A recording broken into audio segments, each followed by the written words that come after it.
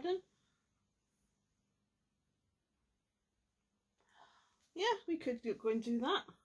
Okay, let's make a t-shirt for Cousin George. Hello. So for this little make, to make a t-shirt like Boat Monkey here is wearing, you will need the following. Some sort of t-shirt. This happens to be a child t-shirt. I think I've got it from Morrison's. It's usually best to have the bottom level with the back, and you'll be needing this to both sleeves and that. So let me just show you the next bit. Okay, so I've turned the t-shirt inside out. I'm just going to make sure the bottom of where the hem is level. It needs to be level because we're going to keep that because it just saves time and I'm basically lazy. Okay, is that nearly level?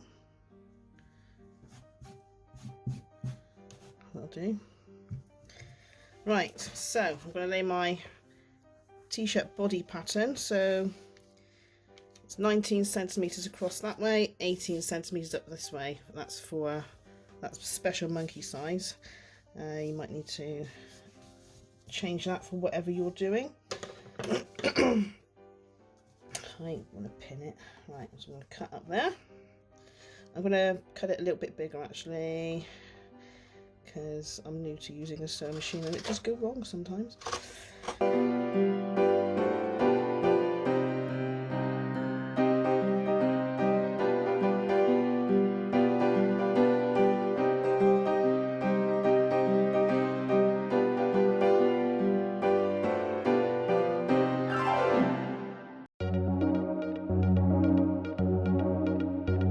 Okay, so you have now got your front and your back. So I'll just put those to one side.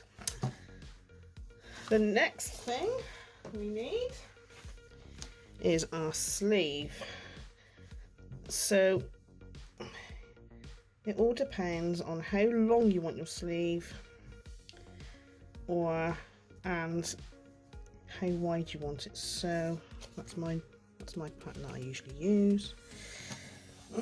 So that's 4.5 because you're using both bits. So let me just do that. I'm just going to cut right across the top.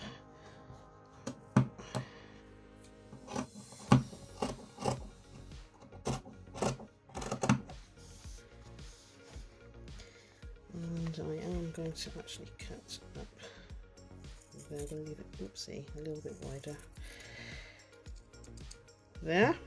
So let me just go and do the other one as well.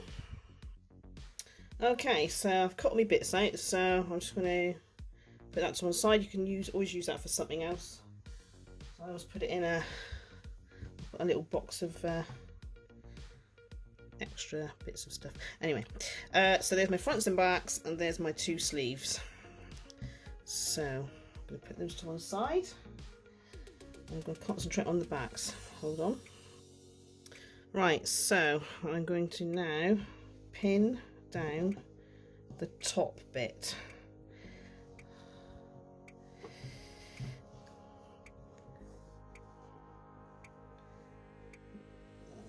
So like that.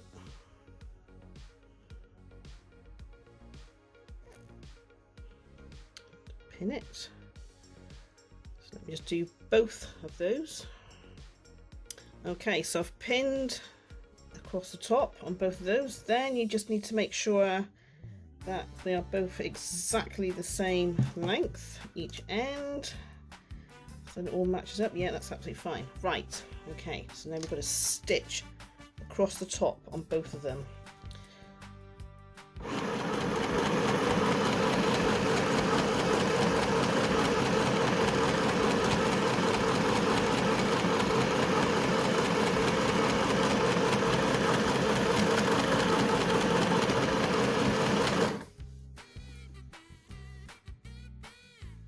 Okay, so now we've got to put some fastenings along one there and one there, because he's got a big head, not a big head, he's got a bit of a nose muzzle to get through.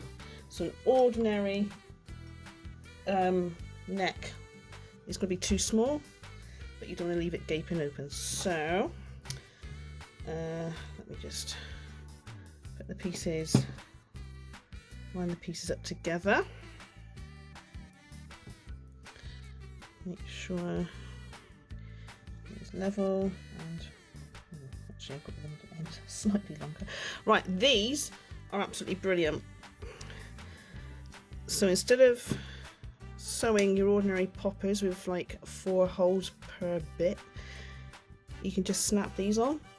So each fastening you need 4 bits. So these 2 are the same, and then you got the one that pokes in that one. So let me show you just how I normally do this, because it's a lifesaver. Sewing poppers used to take absolutely blimmin' ages. So what you do, you decide where it's going to be, and it comes with a pokey thing. You need to poke a hole, so I'm going to go about there, through both, there. Then I'm just going to fold that over because I need to get it matching on the other side. So that is about there. Nope. I'm going to go just below that stitching actually. There. Poke that through. I think I might have gone a bit too high on the one. Never mind. Right. Let me just move those there a minute, because you need to make sure you get the bits right. So this is going to go in that bit there. Put the pokey thing in the hole, poke it right through. There we go. Just wait to see that coming through. And you need whichever one. I don't think it matters which one. So that goes on there. Sometimes it snaps on. Then you need your pressery thing. Okay.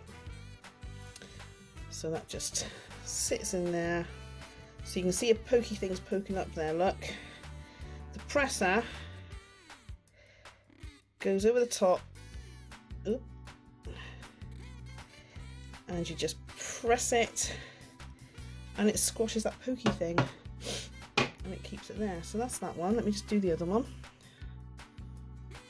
Okay, so I've just done the other one. So now you need to make sure you get this right. Don't do what I did once and got it all the wrong way around. So this one goes under there this time. Poke it through like you did before. This one, which is slightly different, exactly the same, oopsie, goes on the top. Doesn't actually snap, I don't think, this one.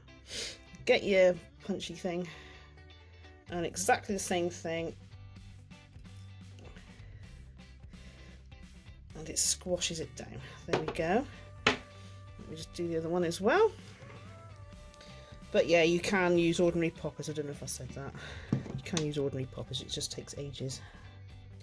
Right, so the next bit, we're just going to just do a line of stitching going from there to there, or there to there, whichever, on each side. So I'm just going to pin that. I don't know how, but I've ended up with it slightly longer on that end.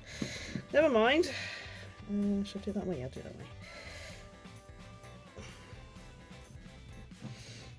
Just pin that one.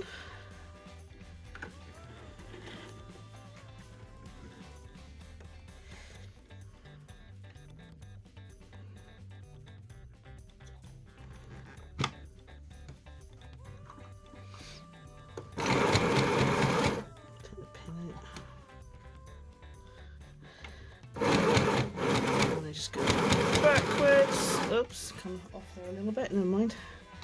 That'll be hidden. Yeah, that'll be hidden. I have got a thing that cuts the thread there, but I prefer to use scissors. It doesn't fray it so much. So that's that one. Let me just do the other side. Right. Okay. So I have secured that end and secured that end. Right, now I need to pin the arms on. Don't do what I've done numerous times and sewed it on and then realised that the finished product the sleeve was on the wrong side. So double make sure. What I always do is I'll do that, and then I know that was the right way, and I know that is the right way, even though that is just so obvious. Right, hang on, I'm just going to find it easier to turn it around that way. So if you're doing it this way, your body the right side, you need your sleeve the wrong side. Middle is about there. Find the middle of your sleeve, which is probably where the crease, no, it's not where the crease is, it's about there. I'm going to just put a little pin in there just to mark it. So you need to pin your sleeve along there with a load of pins, obviously. Let's turn that around.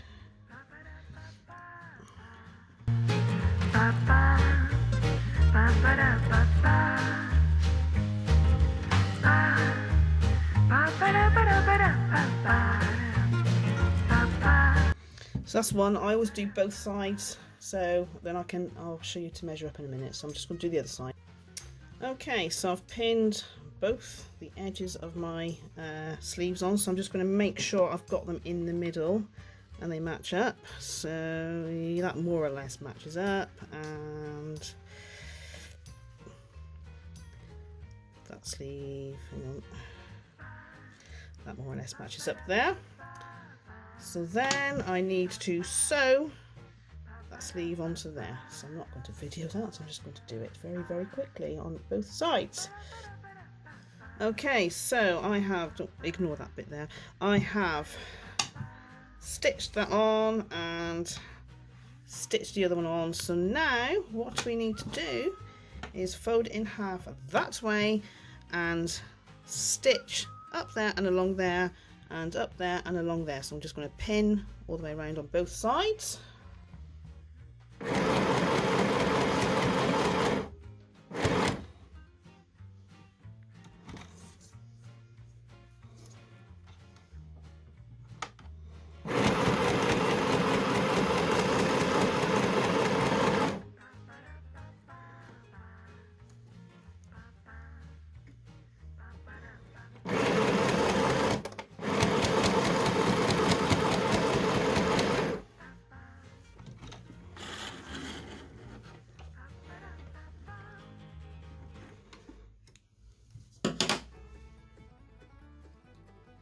Okay, so here is our finished stitched t-shirt. So we just need to turn it the right way around. Now, I'm not an expert sewer. I've made this up. So if anybody's watching this who are professional sewers, don't have a heart attack, because I'm just self-taught. I just, anyway. There we go. There is his t-shirt, a t-shirt. So you can make these for any child. Just change the measurements, just as basic squares, basic rectangles, basic method. So there you go, fill your boots. Bye, say bye.